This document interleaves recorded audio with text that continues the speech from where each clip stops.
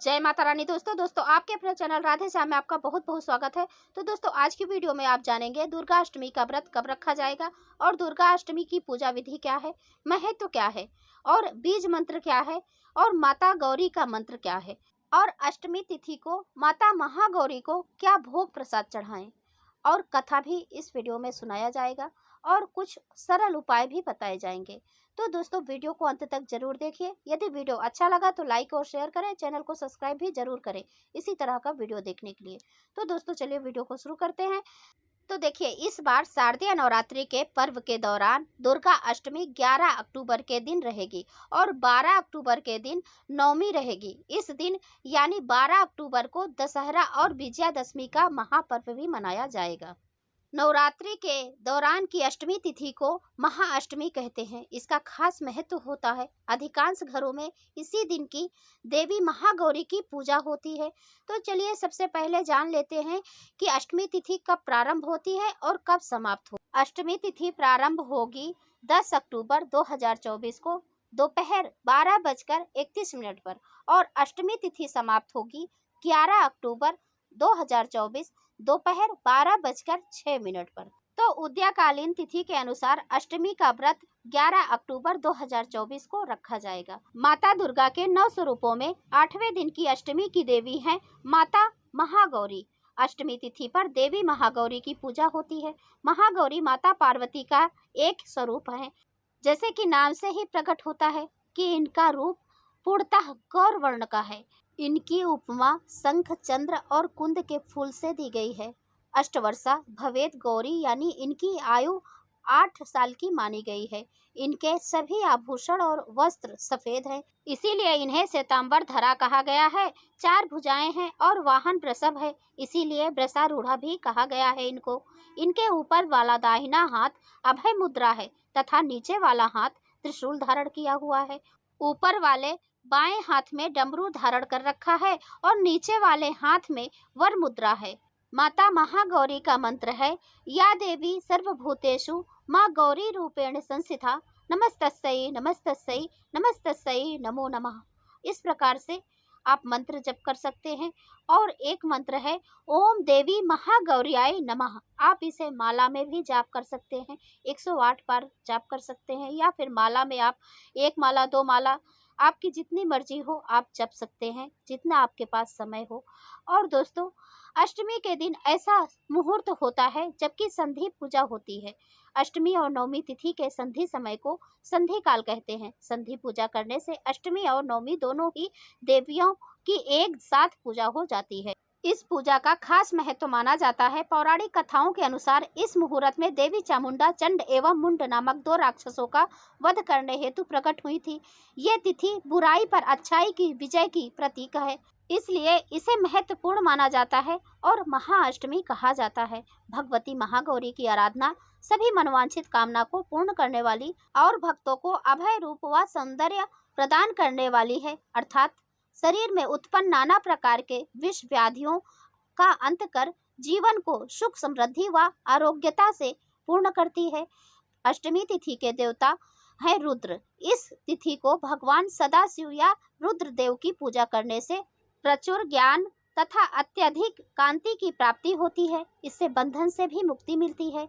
यह द्वंद्वमयी तिथि है। अधिकतर घरों में की कुल देवी अष्टमी की महागौरी हैं। मनुष्य ही नहीं बल्कि देव, दानव, राक्षस, गंधर्व, नाग, यक्ष, किन्नर आदि सभी नवरात्रि पर अष्टमी नवमी को ही पूजते हैं। तो चलिए जानते हैं दुर्गा अष्टमी की पूजा कैसे की जाती है।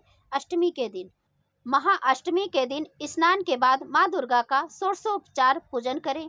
महाअष्टमी के दिन माँ दुर्गा के 9 रूपों की पूजा होती है, इसलिए इस दिन मिट्टी के 9 कलश रखे जाते हैं और देवी दुर्गा के 9 रूपों का ध्यान कर उनका आवाहन किया जाता है।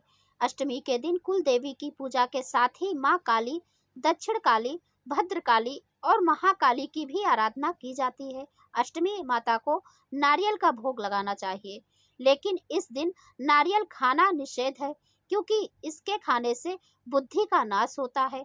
माता महागौरी अन्नपूर्णा का रूप है। इस दिन माता अन्नपूर्णा की भी पूजा होती है, इसलिए अष्टमी के दिन कन्या भोज और ब्राह्मणों को भोजन कराना जरूरी होता है। तो भोजन में क्या होना चाहिए? खीर, मालपुए, मीठा, हलवा, पूरण पोली, केले, नारियल, मिष्ठान, घेवर, घी, शहद और तिल और गुड़ माता को अर्पित करें। यदि अष्टमी को पारण कर रहे हैं तो विविध प्रकार से महागौरी का पूजन कर भजन कीर्तन नृत्यादि उत्सव मनाना चाहिए और विविध प्रकार से पूजा हवन कर 9 कन्याओं को भोजन भी खिलाना चाहिए, हलवा आदि प्रसाद वितरण भी करना चाहिए। और अब सुन लेते हैं माता महागौरी की कथा। परम कृपालु माँ महागौरी कठिन तपस्या कर गौर वर्ण को प्राप्त कर भगवती महागौरी के नाम से संपूर्ण विश्व में विख्यात हुई। पौराणिक कथा के अनुसार भगवान शिव को पति रूप में पाने के लिए इन्होंने हजारों सालों तक कठिन तपस्या की थी, जिस कारण इनका रंग काला पड़ गया था। परंतु बाद में भगवान शिव ने गंगा के जल से इनके वर्ण को फिर से गौर कर दिया था और इनका नाम महागौरी विख्यात हुआ। अपने पार्वती रूप में इन्होंने भगवान शिव को पति रूप में प्राप्त करने के लिए बड़ी कठोर तपस्या की थी। इनकी प्रतिज्ञा थी कि जन्म कोटि लगी रगर हमारी, बरनऊ शंभो न तरहूं कुंवारी। इस कठोर तपस्या के कारण इनका शरीर एकदम काला पड़ गया था। इनकी तपस्या से प्रसन्न और संतुष्ट होकर जब भगवान शिव ने इनके शरीर को गंगा जी के पवित्र जल से मलकर धोया, तब वह विद्युत प्रभा के समान अत्यंत कांतिमान गौर हो उठा। तभी से इनका नाम महागौरी पड़ा। तो चलिए अब जान लेते हैं महाअष्टमी के दिन कौन सा उपाय करें जिससे घर में सुख समृद्धि बनी रहे।